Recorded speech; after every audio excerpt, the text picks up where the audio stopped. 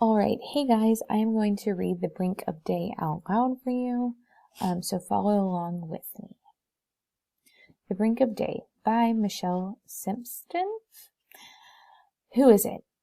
Mrs. Abernathy, the vice principal, demanded an answer. Miss, I can't tell you, Day said for the fifth time.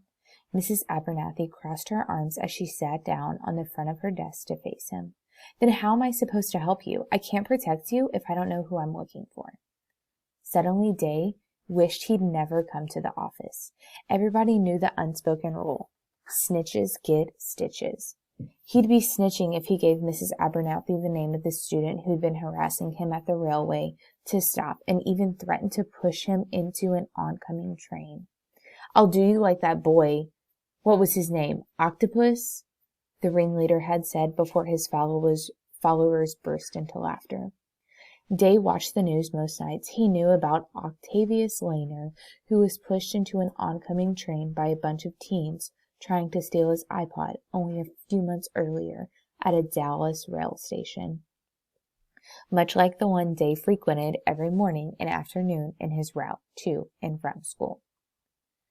If all Day's bullies wanted was a good fight, he could handle that. Day had seen his fair share of physical combat, won some, lost some, but these guys weren't the normal dudes interested in a few black eyes for a pair of shoes. Apparently, they wanted to kill Day. Have you told your parents? The vice principal prodded again. Day shook his head. What good would that do? His parents both worked. They couldn't take him to school and pick him up every day. Even if he had a car, Day wasn't so sure it would make a difference. Besides, he didn't want to run. He just wanted them to stop. Leave him alone. He'd never done anything to them except ask one of them if he could scoot over on the train. Man, I don't want you sitting all up on me like we gay. The boy burst into a rage, standing up and pushing bad breath all up in Day's nostrils. Day took a step back and pointed at the seat. Dude, there's going to be like a foot between us if you move over. No, there ain't, 'cause I ain't moving. Then the boy, whom Day later came to know as Justin Vanny, looked over Day's shoulder and announced, Yo, this dude gay. And they all started laughing. Day's first instinct was to punch Justin dead in his mouth. No one had the right to call him anything except Day, whether he was gay or not. But since he'd begun taking martial arts classes 9 months ago, Day had undergone some major attitude adjustments. He thought before he acted, something his instructor taught him. Day, he warned, do not underestimate your strength. Consider your hands lethal weapons now. Just knowing that he could shove the bridge of this guy's nose up into his brain and cause instant death if he wanted to was enough to assuage Day's desire to fight back. He walked away and found another seat. He thought that would be the end of it. No such luck. Every day for almost 2 weeks now, Justin, another boy called Snook, and sometimes a third bully whose name Day hadn't learned yet, taunted him in the early morning hours before they boarded the train.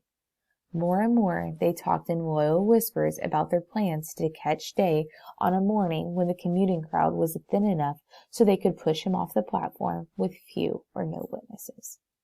At first, Justin had only joked about it, but as their conversation continued, it appeared they might actually be planning to carry out the deed. When the time was right, one less gay person left, Justin goaded. Only Justin was a fellow student at Brighter Way Charter School on the north end of downtown. The other two must have been students at a nearby public high school. Day wasn't sure what happened to the other guys, but since Justin was the main bully, if Mrs. Abernathy confronted him, that might help or not. Miss, if I give you a name, what are you going to do? Call him into the office. What's that supposed to do? Day asked. Mrs. Abernathy pulled her arms in tighter. Looked like a pretzel, all wound up, Day thought. What did she know about stopping bullies anyway? True, she was short. She'd probably been picked on as a kid. But from what Day could tell from old movies when Mrs. Abernathy was young, bullies would just say mean rhymes, stuff people in lockers, give them wedgies. In her world, if you called someone mommy, there would be no problems. Not today's world. Not in Day's world. And after you call him into the office, what?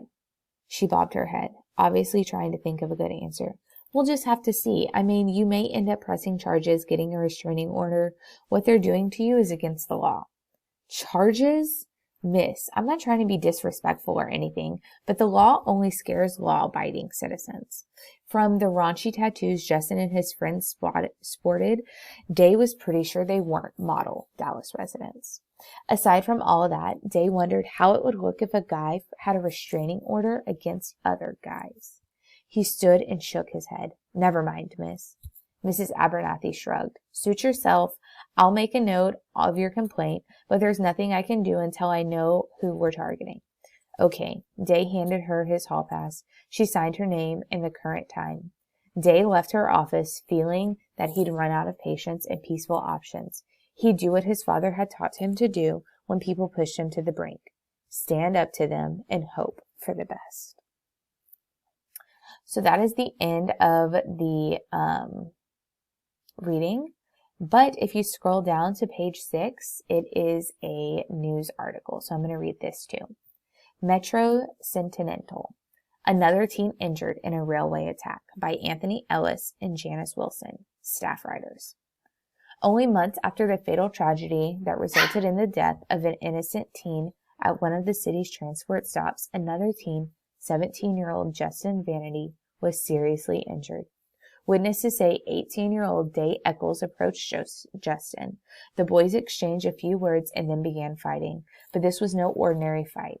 Sources say that Eccles had been trained in martial arts and practiced one of the most damaging maneuvers against Vinoy, rendering the younger boy unconscious. Paramedic reports say that Vinoy's nose was clearly broken and the area between his eyes had begun to swell by the time they arrived. Justin's mother, Angela Ripley, said that she has done everything possible to keep her child safe. She had enrolled him in a suburban Brighter Way charter school in hopes of availing him to smaller classes and a higher chance of graduating with his class. Unfortunately, police believe Justin also encountered his attacker at that school. I don't know why anyone would do this to my son, the tearful single mother agonized during the press conference this afternoon. He's a good kid. Trying to get on the bus and go to school, he's never hurt anybody. This other kid just came up to him and picked a fight. What I don't understand is why this Day boy isn't already under the jail. Although Day is in custody, police have yet to file charges. Oh, no, sorry guys. Our sources tell us that in their investigation uncovered evidence from the school which sheds light on the situation, but they have not commented on what evidence might be. The school's vice principal, Abigail Abernathy, also declined to comment at this time. A prayer vigil for Justin Vanay will be held Friday at First Goodwill Church on Main Street at 7 p.m. Though Justin is expected to recover from his injury, supporters are asked to bring donations to help pay for Justin's substantial medical costs.